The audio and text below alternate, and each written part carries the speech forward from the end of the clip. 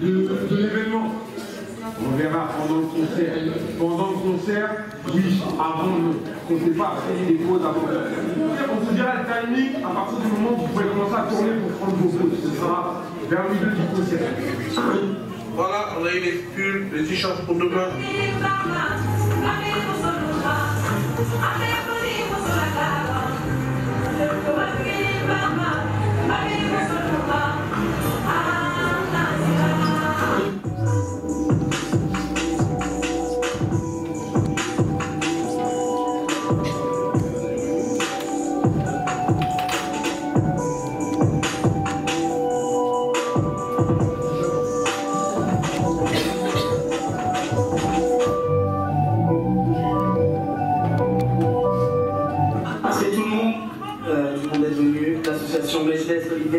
Avec qui on est en collaboration depuis un an.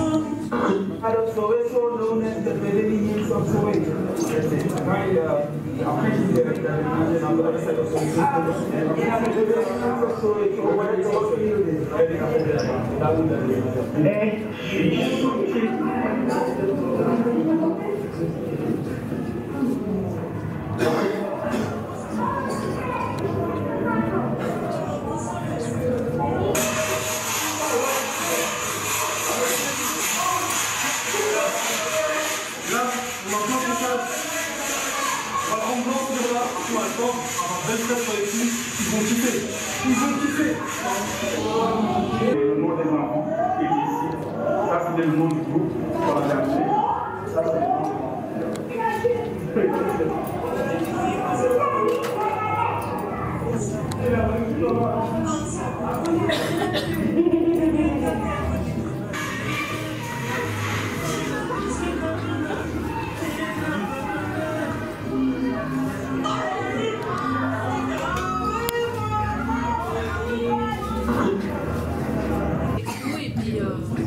Le petit coup de la solidarité.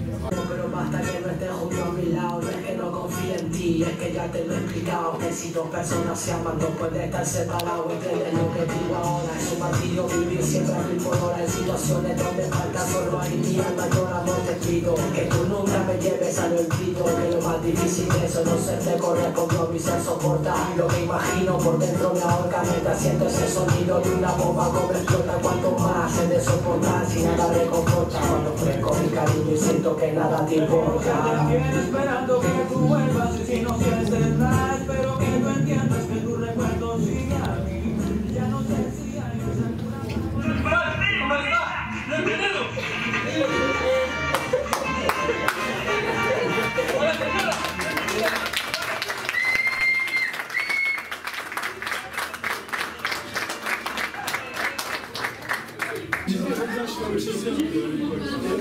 voilà, je remercie aussi la SMJ, parce que le SMJ par exemple, ce qui m'a aidé en finançant une partie de mon voyage, en m'aidant en tirant les photos, en les sélectionnant. Parce que là, Michel, le pauvre, il avait 1000 photos, il a signé en nul. Il a fait d'ailleurs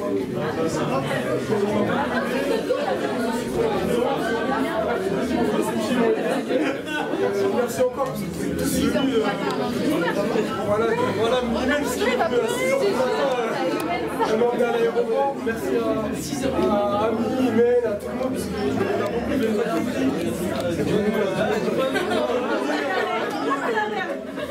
le monde, il y en a qui suivent des cours, qui travaillent sur le monde. Voilà, vous avez pris le temps de venir, vous êtes tous venus, et franchement, moi ça me fait plaisir. C'est avec plaisir, voilà, merci.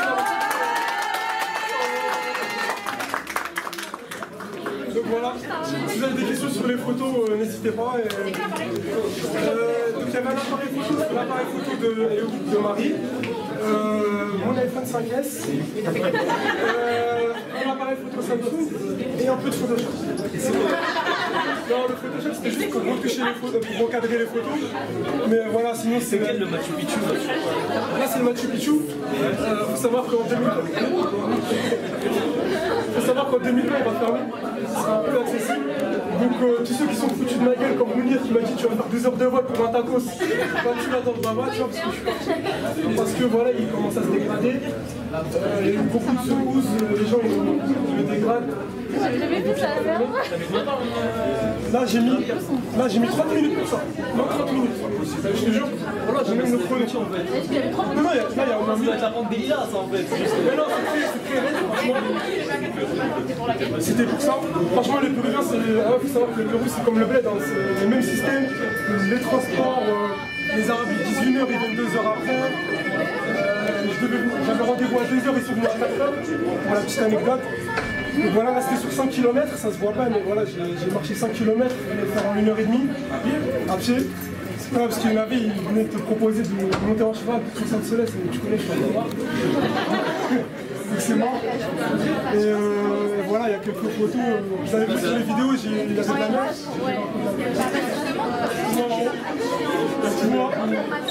Il y a des Benamara au Pérou, voilà.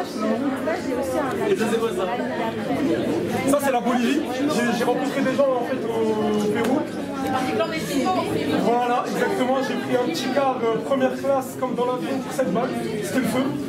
Je suis parti en Bolivie dans le lac Titicaca, c'est à 4000 mètres d'altitude. Je t'ai baigné. Ouais, c'est franchement c'est super.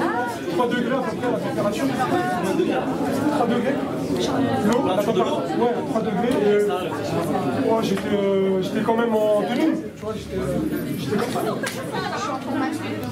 Si, je l'ai pris en snap.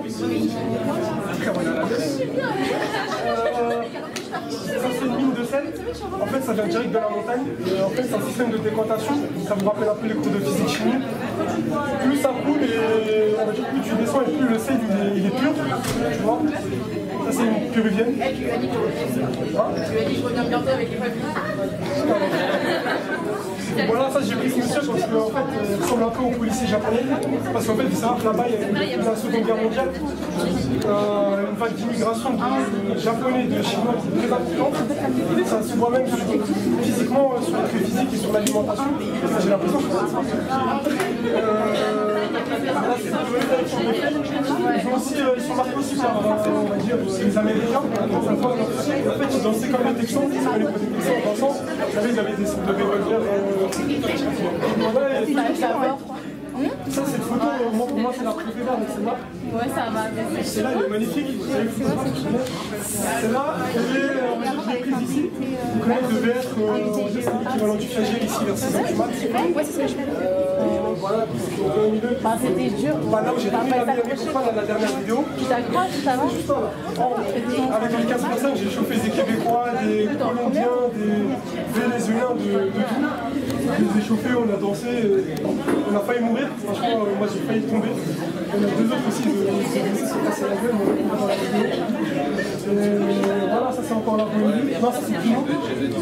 C'est quoi? Pino, c'est une ville à la frontière de la Bolivie. Donc le lac Titicaca, si tu veux, le lac, c'est comme la Seine, il fait la frontière de la Bolivie et du Pérou. Et voilà, je crois que vous commencez plus trop à suivre. Voilà. Est-ce que le voyage va changer?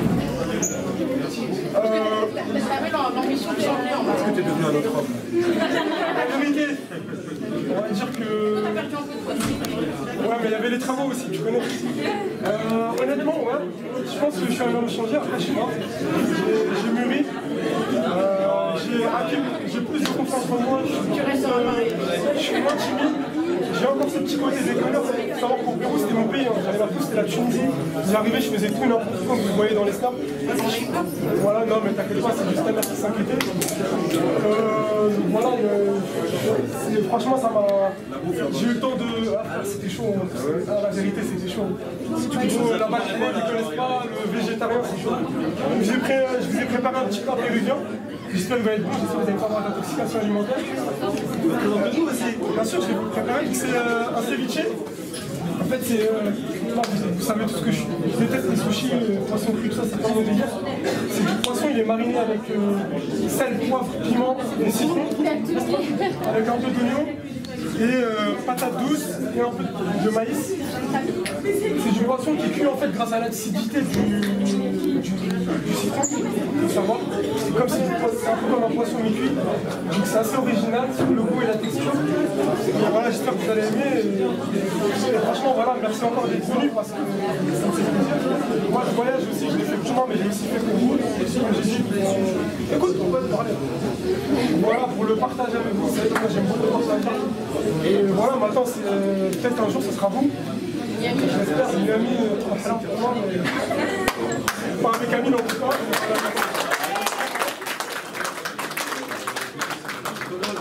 Voilà. Donc, elle n'a pas pu venir, je voudrais remercier Farah parce qu'elle m'a fait l'affiche de. Ça, c'était au Machu Picchu? Non. C'est pas possible, je l'ai pas fait.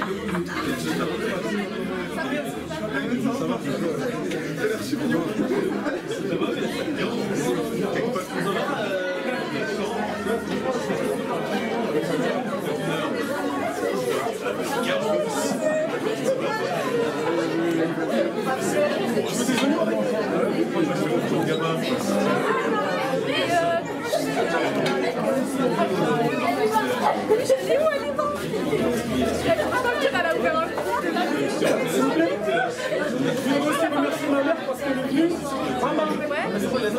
Je vais remercier ma mère parce qu'elle est venue.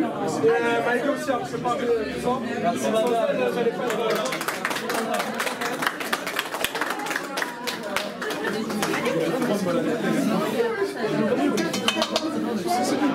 c'est pour ça que je tiens ma timidité.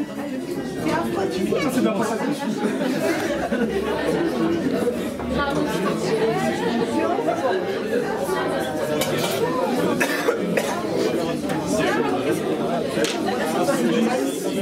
C'est original. J'ai fait des chevaux.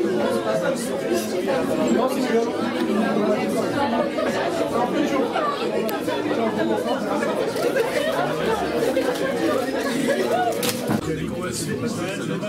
C'est exactement ça. Du coup, on descend en fait. Bonjour monsieur. Merci d'être venu monsieur. Je suis à vous tout de suite. Ça c'est un plat péruvien, ça s'appelle le ceviche. C'est du poisson mariné avec du citron, sel, poivre, piment selon le goût, avec un peu de coriandre. C'est cru, on fait juste mariner dans le citron et l'acidité du citron va faire cuire le poisson. Ça va être mi-cuit, avec un peu de patates douces et du maïs blanc. C'est un plat typique péruvien. Ça c'est à la fois gastronomique et un plat de street food. On va dire que c'est l'équivalent de notre grec en France, du kebab. C'est assez consistant, c'est assez goûteux et c'est made in Pérou. Voilà. Ah vas-y flemme.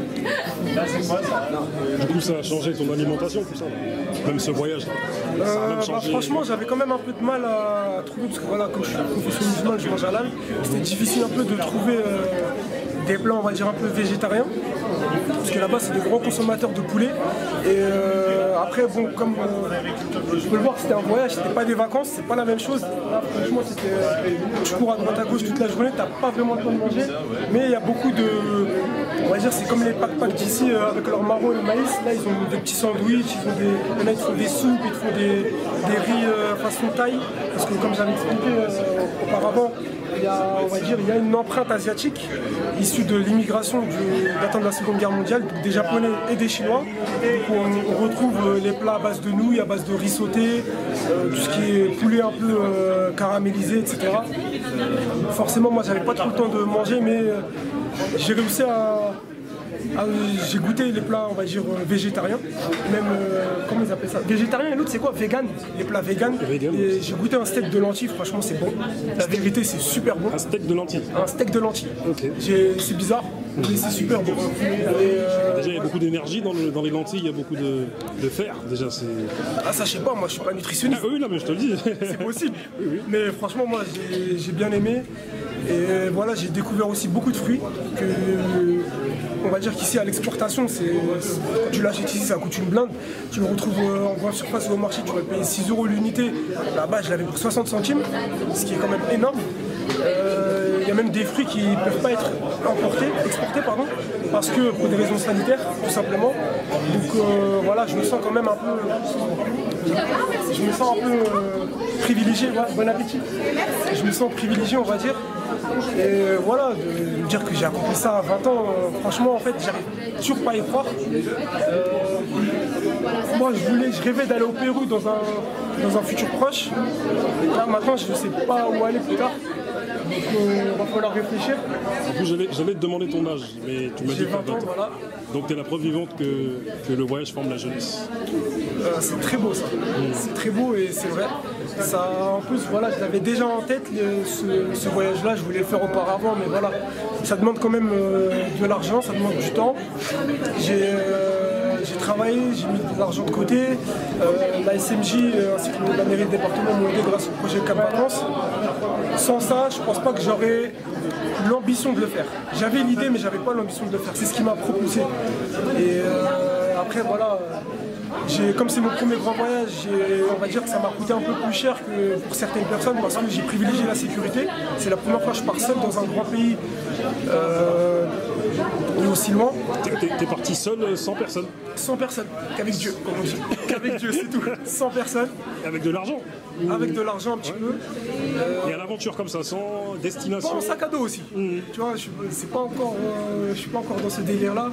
C'était avec les valises et tout. J'avais préparé, on va dire, un petit circuit de moi-même. Mais voilà, comme j'ai expliqué, je suis parti en Bolivie. C'était pas du tout dans mon projet en fait.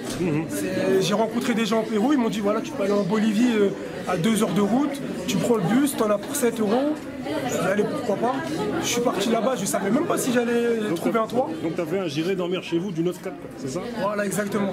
Plus un bienvenue en terre inconnue. Okay. Et le j'irai dormir chez vous, c'était en Bolivie, je l'ai fait, je savais même pas si j'allais trouver un toit. Ça, faut pas dire parce que ma mère elle va s'inquiéter. Voilà. Ça, je lui ai jamais dit. D'ailleurs, je leur ai dit qu'après mon retour que je suis parti en Bolivie, faut pas les inquiéter. Mais je pense que c'est ce moment-là où vraiment j'avais ce moment où j'avais confiance en moi, j'avais cette sorte de sensation d'adrénaline parce que là pour le coup j'avais pas d'hôtel, j'avais rien, c'était ou bien je trouve où dormir, ou bien je dors dehors, sachant qu'en dehors, on se dégèle, les températures atteignent le négatif. Et je voulais juste rajouter que c'est la première fois de ma vie que je vois la Voie lactée. On peut le voir entre guillemets ici, juste derrière là en photo, c'est la première fois de ma vie que je le vois. On va dire je vais au bled, je vois les étoiles, je vois même ici quand on a de la chance on peut voir un petit peu quand il n'y a pas trop de pollution lumineuse, mais là j'ai vu de mes propres yeux la Voie lactée. Et franchement c'est quelque chose de magnifique. Et c'est aussi une des raisons de mon voyage, c'est que je voulais entre guillemets être en harmonie avec la nature. Entre guillemets, revenir à l'état sauvage, on va dire, comme beaucoup de personnes le disent, parce que quand je voyais ces montagnes là, j'avais juste les larmes aux yeux. Parce que déjà c'était juste impressionnant. On sort en plus du cadre de Vitry ou de Paris avec les bâtiments. En plus, même en tant que musulman, c'est là où on se rend compte, on va dire, et on a malheureusement tendance à l'oublier, c'est que Dieu est grand. Tu vas contempler la création. Exactement. Et on peut le voir sur cette image, c'est qu'en fait, même sur les photos, c'est que on passe d'un décor à un autre. Et ces décors, ils n'ont strictement rien à voir. Juste cette photo ici, tu vois ici, c'est les montagnes Minicola, et derrière, tu vois, c'est la neige. Il y a 5000 mètres d'altitude, là, il n'y a pas de neige. C'est hallucinant. Juste la photo d'à côté, tu vois, t'as l'impression que c'est un climat tropical. Donc c'est quelque chose de fascinant, en fait. C'est quelque chose qui me marquera. Quel message tu auras à transmettre à... Parce que comme tu l'as dit, hein, quelque part tu avais envie de briser ce quotidien de quartier avec la jungle de béton, de bâtiments, tout ça. Et quel message tu auras à transmettre un petit peu à ceux qui n'ont pas forcément ces ambitions-là et qui quelque part secrètement rêveraient de voyager comme ça? Bah si tu rêves de ce projet-là, moi je suis le premier, j'ai pas confiance en moi, donc ça veut dire moi j'ai peur d'aller de l'avant. Mais là je l'ai fait pour montrer, voilà, parce que quand j'en parlais à la base, c'est parti d'une discussion avec des amis, et genre c'est quoi ta destination de rêve? Eux ils disaient l'Espagne, Miami, je sais pas quoi, moi c'était le Pérou. Ils se sont tous foutus de ma gueule, clairement, il n'y a pas d'autre mot. Et je leur ai dit un jour je vais le faire, et c'était sans plus. Et après voilà, j'ai entendu parler du projet Cap Vacances, je me suis dit bon, vas-y je vais le faire, ils vont kiffer, et pour te dire, je suis arrivé au Pérou, il y en a ils m'ont dit c'est faux, tu y es pas. c'est un montage. Ils me croyaient pas. Ils me disent, t'as fait un montage avec le filtre Snap et tout. Tu vois, j'ai même mis un filtre pour leur prouver que voilà, j'étais là-bas, mais rien du tout. Et donc voilà, c'est le truc classique, c'est croire en tes rêves.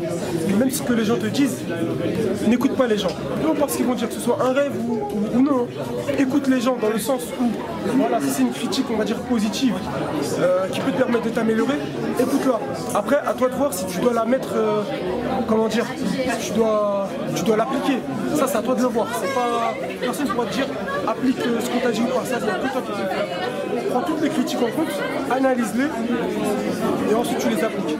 Moi, c'est ce que j'ai fait. Il y a des personnes ici, ils ont cru en mon projet. Après, moi, je me suis dit, je vais le faire quand même. Voilà, regarde, le Machu Picchu, dans 2 ans, il ferme. Ça veut dire que là, clairement, en fait, je me sens vraiment comme un privilégié.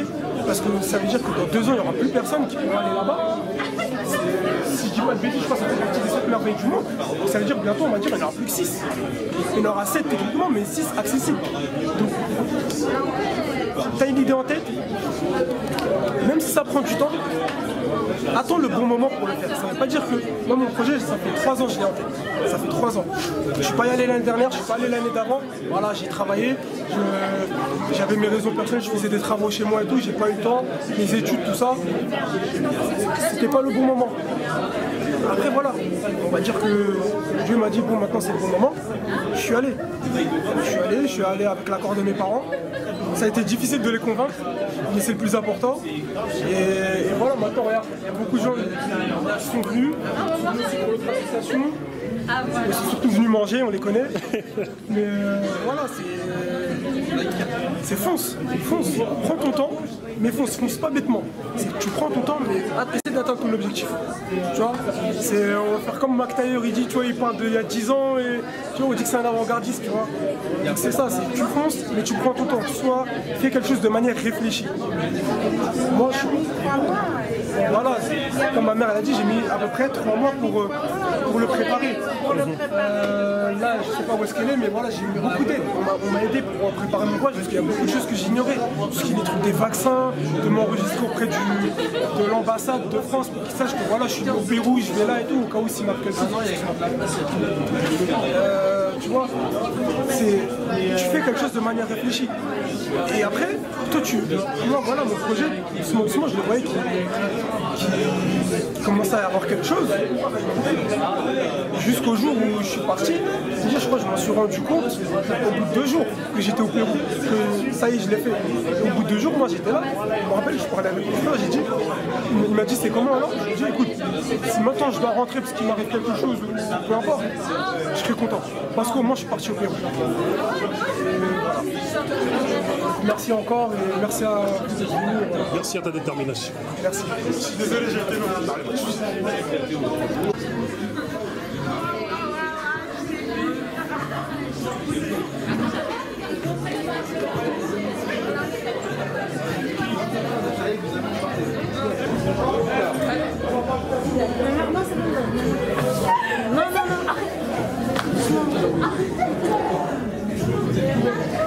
Non mais c'est une blague.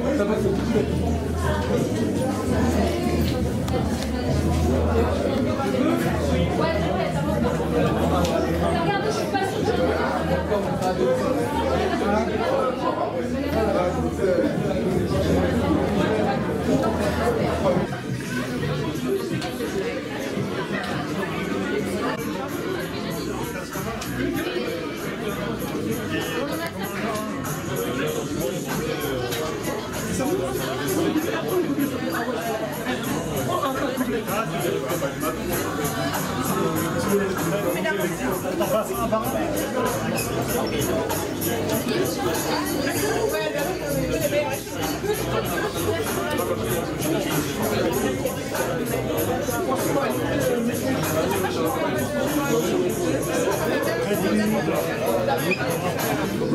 Dis-nous tout. Ok, je me présente, je m'appelle Cédric, j'ai 20 ans et du coup avec ma ville et l'association Lolly Days de Vitry, on est parti sur un projet Afrique du Sud pour pouvoir tirer nous deux orphelinats, Amaileka et Freda, à Johannesburg. Donc comme vous pouvez le voir, là on est parti, ça c'était à Freda, on est parti pour rénover la salle de jeu des enfants. On a peint les murs, on a fait des fresques, on les a aidés aussi à dessiner. C'était super intéressant, les enfants là-bas ils étaient adorables, toujours sourire, c'était kiffant. Est-ce que tu peux nous présenter tes acolytes là? Je vois des mecs autour de toi. Je m'appelle Baba Traoré, j'ai 20 ans. Je fais partie aussi du projet Afrique du Sud. Après voilà, là, Lionel. Moi c'est Lionel Loco, 19 ans. Je suis du projet Afrique du Sud. Après on peut se déplacer. Vas-y, je vous en prie. Déplaçons-nous. Voilà, ici il y a encore deux acolytes à nous. Il y a Fenda et Kenzie qui sont venus avec nous en Afrique du Sud. Fenda, t'es bon. Très présente. Ah bah moi c'est Fenda, j'aime pas et je fais la partie pâtissière. La pâtissière. Un autre acolyte. Moi c'est Kian, 19 ans et je suis d'Orly. Dites que vous avez... On n'aurait pas dit que vous avez 19 ans tous, hein. On aurait dit que vous avez 25 ans. Hein. Moi? Ah oui, vous êtes barbus comme ça. C'est des précoces. Alors ça du coup c'était pendant un concert pour les financements pour le voyage. On est parti faire un concert associatif à Bobigny. Les artistes venaient gratuitement. Et du coup on récoltait l'argent des billets, du bar et du barbecue. Okay. Et du coup ça nous a aidé à financer le voyage. Là du coup c'était le jour du départ. Là comme on peut le voir, ce jeune homme là il est venu avec un cartable. Mais il a eu assez de pour rentrer. Là, vous pouvez voir les kits scolaires. Les kits scolaires. On a ramené plusieurs sacs en Afrique du Sud. On va avancer par là aussi. Attention, il y a un chat.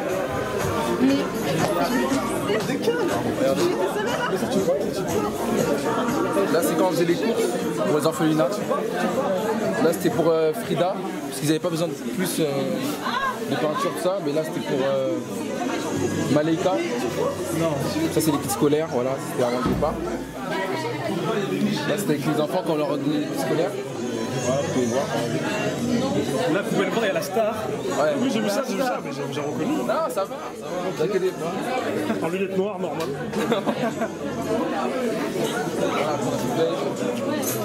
Bon, après il y avait aussi, c'est un voyage humanitaire aussi, mais aussi découverte. Du coup là-bas on a tout ce qu'on a fait là en découverte. On a fait Mandela House, on a fait le safari, on a fait Cap Town, on était sur la montagne de Cap Town. On avait une super vue de la ville. Ça c'était à Mandela House. Là-bas c'était super enrichissant. Encore la star. Encore une star, ouais. La star. Non, il est partout. Il est partout. Il est partout. C'était super intéressant.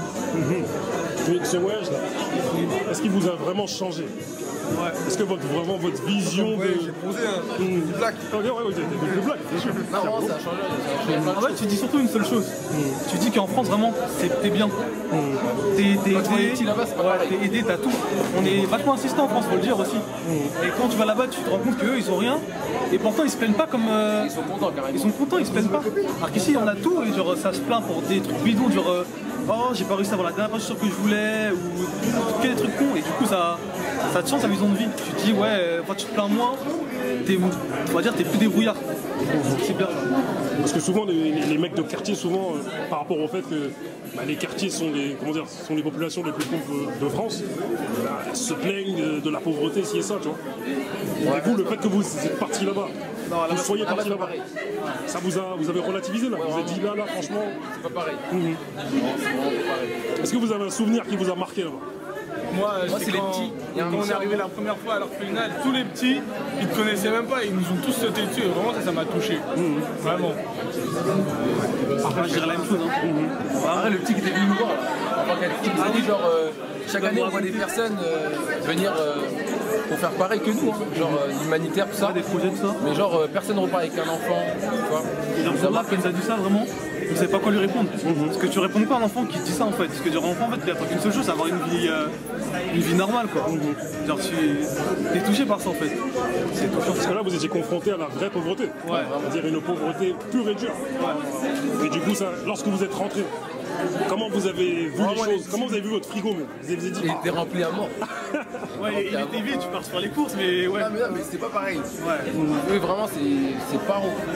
Vraiment. Carrément, ils mangeaient tous ensemble. Ils étaient en moins des dizaines sur une assiette. Sur une assiette, et... c'est trop. Et du coup, là, quel message vous avez envie de transmettre à tous les mecs de quartier qui à un moment donné sont au quartier et les mecs sont, comment dire, arrêtez de vous plaindre, hein. Et aussi les pousser à faire le même genre de voyage, vraiment. Non, pas forcément cette volonté, quoi. Ouais, parce que si tu peux aider, faut le faire. Si tu peux, fais-le. Donc vous êtes vraiment témoin du fait que le voyage forme la jeunesse. Ouais, vraiment. Les filles, voilà. Elle est mou, elle un peu. Hein. Ouais. Elle est mou à fond. Donne-moi un peu ton avis. Sur le voyage? Le voyage, est-ce qu'il t'a vraiment changé? Changé pour de vrai? Bah, j'ai appris à cohabiter avec des gens que je connais pas. Des gens de Orly, au début c'était pas très bien passé. Et après bah, j'ai appris à vivre en communauté. Mais tu vis pas des gens en communauté ici? Pas trop zoomé là? Non, t'inquiète pas. T'inquiète pas. Bah... Mais ici tu vivais pas des gens en communauté ici? Si, mais avec ma famille, c'est pas pareil. Alors que là, je les connaissais pas et ça m'a appris à... Et là, le fait de se confronter à la vraie pauvreté, qu'est-ce que ça t'a fait? Ça nous a appris humainement, en fait. On était contents de les voir sourire quand on leur a donné les kits scolaires. Quand ils ont fait la peinture avec nous, ils étaient heureux, on aimait bien. Mademoiselle, dis-moi un peu ton ressenti. Par rapport à l'ensemble du voyage? Voilà, l'ensemble du voyage.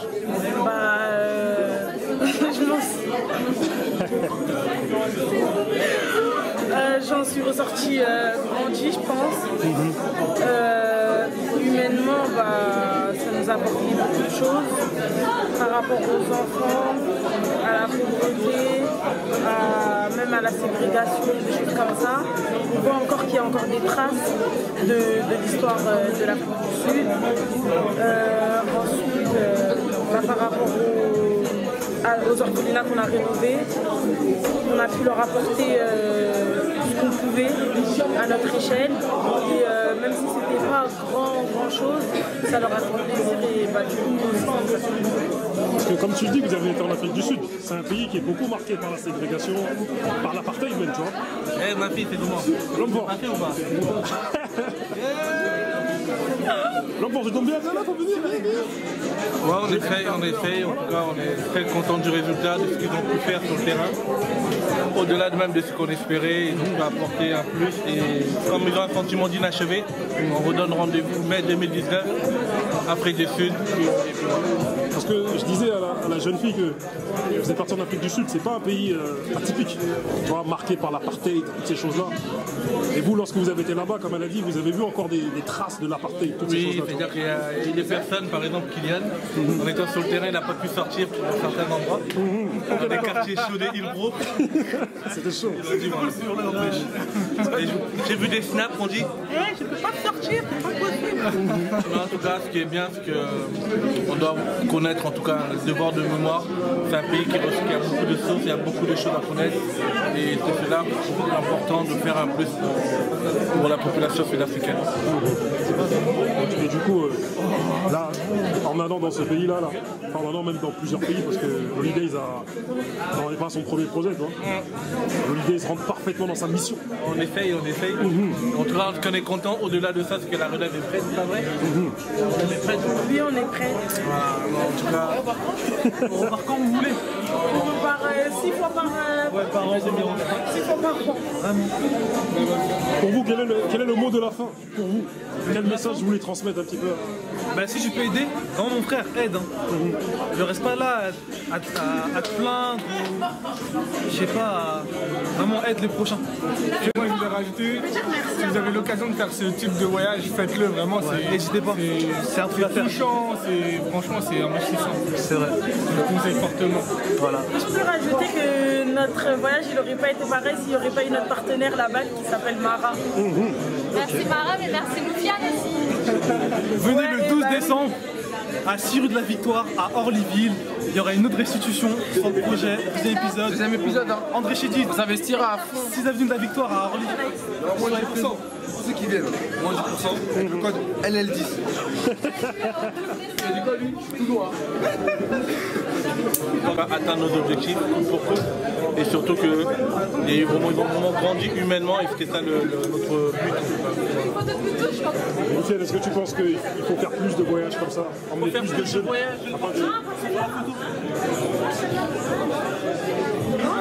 Attendez 2 minutes. Oui, c'est clair qu'on peut dire des choses, on peut raconter des choses. Mais quand c'est vécu, il y a un autre rendement, il y a un autre vécu. Et comme on dit chez nous, parlez peu, frappez fort. Et à un moment ou l'autre, donner en tout cas les moyens et les conditions que ces jeunes-là vivent autre chose de ce qu'ils peuvent vivre au quotidien. Tel était le but. Et voilà. Merci. Donnez-nous un petit peu vos impressions par rapport à cette restitution et ce projet en Afrique du Sud. Dites-nous tout. Alors moi je vais prendre la parole en tant que la municipalité, parce que je travaille au service municipal de la jeunesse, que j'accompagne l'association Le Lides depuis maintenant quelques années, que j'ai pu constater au fil des années le travail, tout ce qu'il a mis en œuvre pour aider les gens, les jeunes, l'épicerie solidaire, les distributions. Quant au projet Afrique du Sud, il a été accompagné par la municipalité sur une aide au niveau des transports. Par contre, bien évidemment, c'est l'association, les jeunes qui ont tout construit ensemble, avec les jeunes d'Orly, de Bobigny. Ils se sont motivés, mobilisés, ils ont été dynamiques, impliqués. Et c'est pour cela que nous avons souhaité d'ailleurs mettre en avant ce projet au sein du service municipal de la jeunesse. Je pense qu'il est important de valoriser ces projets, valoriser ces jeunes, et les féliciter parce que c'était pas facile, hein. Au départ c'était pas gagné d'avance, donc ils ont été capables d'aller jusqu'au bout. Encore aujourd'hui ils étaient là, ils ont fait un petit film et ils étaient contents, ils étaient fiers et nous sommes fiers de gagner. Moi j'ai rien d'autre à dire, hein, elle a tout dit et de toute façon quand on a une bonne équipe on peut faire que des bonnes choses. C'était un bon groupe, je pense que c'était un bon groupe, ils ont su créer une bonne synergie. Ça a été un peu long au début, enfin ça a été un peu long comme elle a dit, ça a mis des mois, des semaines, on connaît, on sait comment c'est dur de faire aboutir un projet, mais une très bonne équipe, ils sont investis ouais, avec de bons acteurs comme le SMJ ou la ville ou même tous les partenaires qu'on a pu avoir, ça s'est super bien passé, une bonne cohésion. Ouais. Mais n'est-ce pas ce genre de projet qui en réalité peut vraiment changer la perception des jeunes dont on s'occupe, notamment dans les quartiers? Je suis entièrement d'accord avec vous. Alors notamment là, on a vu en plus qu'on avait des jeunes de Vitry, on avait des jeunes d'Orly, on avait des jeunes de Bobigny. Donc c'est des jeunes qui sont pour la plupart issus de quartiers difficiles, qui vivent eux-mêmes des situations difficiles. Donc s'investir dans ce projet leur a permis, je pense, de s'accrocher à quelque chose, aussi de se sentir capable de réaliser quelque chose, hein, c'est important.